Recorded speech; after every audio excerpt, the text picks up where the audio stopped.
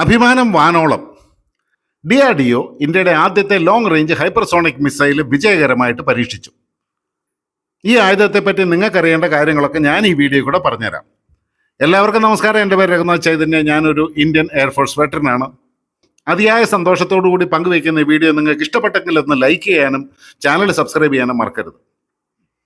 ഈ വലിയൊരു നേട്ടം ഹൈപ്പർസോണിക് കേപ്പബിലിറ്റീസ് ഉള്ള വളരെ ചുരുക്കം രാജ്യങ്ങളുടെ പട്ടികയിൽ ഇന്ത്യയെ കൂടെ ചേർത്തു എന്നാണ് നമ്മുടെ പ്രതിരോധ മന്ത്രി രാജ്നാഥ് സിംഗ് പറഞ്ഞത്. ഇന്നലെ നവംബർ 17 നമ്മുടെ DRDO വിജയകരമായിട്ട് ഈ പരീക്ഷണം നടത്തിയത്.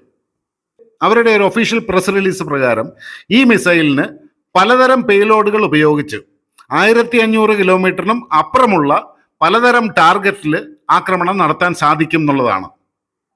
ഹൈദരാബാദിലെ doctor APJ Abdul Kalam missile കോംപ്ലക്സിലാണ് നമ്മൾ ഈ ആയുധം വികസിപ്പിച്ചെടുത്തത്. ഇതിന്റെ ടെസ്റ്റ് ഫ്ലൈറ്റിന്റെ സമയത്ത് ഇതിന്റെ സകല പാരാമീറ്റേഴ്സും അവർ ടെസ്റ്റ് ചെയ്യുകയുണ്ടായി. മുഴുവൻ വിജയകരമായിട്ട് പ്രവർത്തിക്കുന്നുണ്ട്. കൂടാതെ ഇതിന്റെ അവസാന സ്റ്റേജിലെ ക്രൂസിംഗ് കേപ്പബിലിറ്റീസും അവർ ടെസ്റ്റ് ചെയ്തു. അതെല്ലാം വളരെ വിജയകരമായിട്ട് പൂർത്തീകരിച്ച് ഈ മിസൈൽ കൃത്യമായിട്ട് തന്നെ തന്റെ ലക്ഷ്യത്തെ ഭേദിച്ചു എന്നാണ് DRDO തരുന്ന റിപ്പോർട്ട്.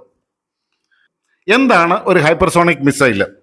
ഹൈപ്പർസോണിക് മിസൈൽ എന്ന് പറഞ്ഞു കഴിഞ്ഞാൽ ശബ്ദത്തിന്റെ 5 ഇരട്ടിയിലധികം വേഗത്തിൽ ട്രാവൽ ചെയ്യാൻ കഴിയുന്ന മിസൈലുകളെയാണ്, അതായത് 5 മാക്കിലധികം സ്പീഡിൽ ട്രാവൽ ചെയ്യാൻ കഴിയുന്ന മിസൈലുകളെയാണ് ഹൈപ്പർസോണിക് മിസൈൽ എന്ന് പറയുന്നത്. ഹൈപ്പർസോണിക് ക്രൂസ് മിസൈലുകളുടെ മറ്റൊരു പ്രത്യേകത എന്ന് പറഞ്ഞാൽ ഇതിന്റെ ചടുലതയാണ്, മനൂവറബിലിറ്റിയാണ്. അതുകൊണ്ട് തന്നെയാണ് ഒരു ഫിക്സഡ് ട്രാജക്ടറി ഫോളോ ചെയ്യുന്ന ബാലിസ്റ്റിക് മിസൈലിനെ അപേക്ഷിച്ച് ഈ ഹൈപ്പർസോണിക് ക്രൂസ് മിസൈലുകൾ വളരെയധികം വ്യത്യസ്തമാകുന്നത്. 2 തരം ഹൈപ്പർസോണിക് വെപ്പൺസ് ആണ് ഇപ്പോൾ ഉള്ളത്. അതിലൊന്ന് ഹൈപ്പർസോണിക് ഗ്ലൈഡ് വെഹിക്കിൾസ്. ഇതിന്റെ ടെക്നോളജി നമ്മൾ കുറച്ച് നേരത്തെ ഡെവലപ്പ് ചെയ്ത് കഴിഞ്ഞു. പിന്നത്തേതാണ് hypersonic cruise missile. Hypersonic glide vehicle എന്ന് പറയുന്നത് ഒരു റോക്കറ്റിൽ നിന്ന് ലോഞ്ച് ചെയ്ത് അതിനെ നമ്മൾ ഉദ്ദേശിക്കുന്ന ടാർഗറ്റിലേക്ക് ഗ്ലൈഡ് ചെയ്ത് പറഞ്ഞു വിടുകയാണ് ചെയ്യുന്നത്. അതേസമയം ഹൈപ്പർസോണിക് ക്രൂസ് മിസൈലുകൾ ഒരു air breathing high speed engine, അല്ലെങ്കിൽ നമ്മൾ അതിനെ സ്ക്രാം ജെറ്റ് എന്ന് പറയുന്ന ടെക്നോളജി ഉപയോഗിച്ചിട്ടാണ് ഇതിന്റെ ടാർഗറ്റ് വരെ എത്തിക്കുന്നത്. നേരത്തെ തന്നെ ലോക്ഹീഡ് മാർട്ടിന്റെ വെബ്സൈറ്റിൽ അവർ ഒരു ആർട്ടിക്കിൾ പബ്ലിഷ് ചെയ്തിട്ടുണ്ടായിരുന്നു. ഹൈപ്പർസോണിക് സിസ്റ്റം ഇനി ലോകത്തിലെ യുദ്ധങ്ങളുടെ ഒരു ഗെയിം ചേഞ്ചറായിട്ട് മാറുമെന്ന്. ആ ഒരു സ്റ്റേജിലേക്കാണ് ഇന്ന് ഇന്ത്യയും കുതിച്ചെത്തിയിരിക്കുന്നത്. ഹൈപ്പർസോണിക് മിസൈലിന്റെ അഡ്വാൻറ്റേജസ് എന്തൊക്കെയാണ് എന്നും കൂടെ നമുക്കൊന്ന് പരിശോധിക്കാം. ശത്രുക്കൾ ഇതിന്റെ വരവിനെ കുറിച്ച് തിരിച്ചറിയുന്നതിന് മുമ്പ്, അഥവാ തിരിച്ചറിഞ്ഞാലും പ്രതികരിക്കാൻ കഴിയുന്നതിന് മുമ്പ് ടാർഗറ്റിനെ ആക്രമിച്ച് പൂർണ്ണമായിട്ട് നശിപ്പിക്കാനുള്ള കഴിവാണ് ഇതിന്റെ ഏറ്റവും വലിയ അഡ്വാൻറ്റേജ്. എന്ന് മാത്രമല്ല, ഒരു ഹൈപ്പർസോണിക് മിസൈൽ ഒരു ബാലിസ്റ്റിക് മിസൈലിനെ അപേക്ഷിച്ച് വളരെ കുറഞ്ഞ ഉയരത്തിൽ പറക്കുന്നത് കൊണ്ട് തന്നെ ഒരു ബാലിസ്റ്റിക് മിസൈലിനെ ആക്രമിച്ച് നശിപ്പിക്കുന്നത് പോലെ ഒരു ഹൈപ്പർസോണിക് മിസൈലിനെ ട്രാക്ക് ചെയ്യാനോ ഒന്ന് തൊടാൻ പോലും ശത്രുക്കൾക്ക് കിട്ടില്ല.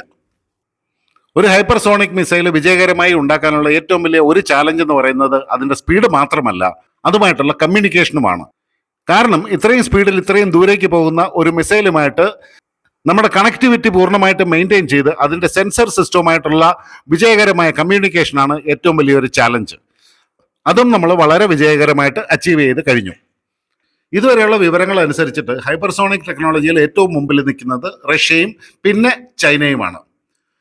അമേരിക്ക ഈ റേഞ്ചിലുള്ള ഒരുപാട് വെപ്പൺസ് ഡെവലപ്പ് ചെയ്യുന്നുണ്ട്. ഈ വർഷം തന്നെ അമേരിക്ക ലോക്ഹീഡ് മാർട്ടിന് $756 മില്യൺ കോൺട്രാക്റ്റാണ് കൊടുത്തിരിക്കുന്നത് long range hypersonic weapons develop ചെയ്യാൻ വേണ്ടിയിട്ട്. റഷ്യയാണ് ആദ്യമായിട്ട് ഹൈപ്പർസോണിക് മിസൈൽ ഡെവലപ്പ് ചെയ്ത രാജ്യം. 2022 തന്നെ അവരുടെ ഒരു പ്രഖ്യാപനം വന്നായിരുന്നു, അവർ യുക്രൈനിൽ ഹൈപ്പർസോണിക് മിസൈൽ ഉപയോഗിച്ചുവെന്ന്. യുക്രൈനിലെ മിസൈൽസും ഏവിയേഷൻ അമ്യൂണിഷനും ഒക്കെ സ്റ്റോർ ചെയ്തിരിക്കുന്ന വലിയ ഒരു അണ്ടർഗ്രൗണ്ട് വെയർ ഹൗസ് ഇവർ ഹൈപ്പർസോണിക് മിസൈൽ ഇട്ട് നശിപ്പിക്കുകയുണ്ടായി എന്നാണ് റിപ്പോർട്ടുകൾ വരുന്നത്. ഏതായാലും റഷ്യ, ചൈന, അമേരിക്ക, ഇന്ത്യ മാത്രമല്ല, France, Germany, Australia, Japan, Iran, Israel എല്ലാവരും ഹൈപ്പർസോണിക് മിസൈൽ നിർമ്മിക്കുന്ന പ്രൊജക്റ്റിൽ ഇൻവോൾവ് ആയിട്ടാണ് ഇരിക്കുന്നത്. ഇതിലൊക്കെ ആവേശകരമാകാൻ പോകുന്ന മറ്റൊരു വാർത്ത എന്താണെന്ന് വെച്ച് കഴിഞ്ഞാൽ, ബ്രഹ്മോസിന്റെ ഫാക്ടറിയിൽ ഒരു ബ്രഹ്മാണ്ഡൻ ഹൈപ്പർസോണിക് മിസൈൽ തയ്യാറാവുന്നുണ്ട്. അതിന്റെ ഡെവലപ്മെന്റിൽ ബ്രഹ്മോസ് ഒരുപാട് മുന്നോട്ട് പോയിട്ടുണ്ടെന്നാണ് അറിയാൻ കഴിയുന്നത്. നമുക്ക് ഇനിയും ഒരുപാട് ദൂരം പോകാനുണ്ട്. ഇപ്പോൾ ടെസ്റ്റ് ചെയ്തത് 1500 കിലോമീറ്റർ റേഞ്ചുള്ള മിസൈലാണെന്നുണ്ടെങ്കിൽ ഇനി അതിന്റെ ദൂരപരിധി നമുക്ക് ഒരുപാട് വർദ്ധിപ്പിക്കണം. അതിന്റെ ഗൈഡൻസ് കേപ്പബിലിറ്റി നമുക്ക് ഒരുപാട് വർദ്ധിപ്പിക്കാനുണ്ട്. എന്ന് മാത്രമല്ല, ഇതിന്റെ പേലോഡ് ക്യാരിയിങ് കപ്പാസിറ്റിയും നമുക്ക് ഇനിയും ഒരുപാട് വർദ്ധിപ്പിക്കാനുണ്ട്. ഏതായാലും ഹൈപ്പർസോണിക് ഗ്ലൈഡ് വെഹിക്കിൾ ആയാലും ഹൈപ്പർസോണിക് മിസൈൽ ആയാലും ഹൈപ്പർസോണിക് ആയുധങ്ങളുടെ രംഗത്തേക്ക് ഇന്ത്യ വളരെ വലിയൊരു കുതിച്ചാട്ടം നടത്തുന്നുണ്ട് എന്നുള്ളത് നമുക്ക് എല്ലാവർക്കും അങ്ങേയറ്റം അഭിമാനിക്കാവുന്ന ഒരു വസ്തുതയാണ്. ഇനിയും പുതിയ പുതിയ ഡെവലപ്മെന്റ്സ് ഉണ്ടാകുമ്പോൾ അതുമായിട്ട് ഞാൻ നിങ്ങളുടെ അടുത്തേക്ക് വരുന്നതായിരിക്കും. അതുവരെ നിങ്ങൾക്ക് എല്ലാവർക്കും എൻ്റെ വിനീതമായ നന്ദി, നമസ്കാരം, ജയ് ഹിന്ദ്.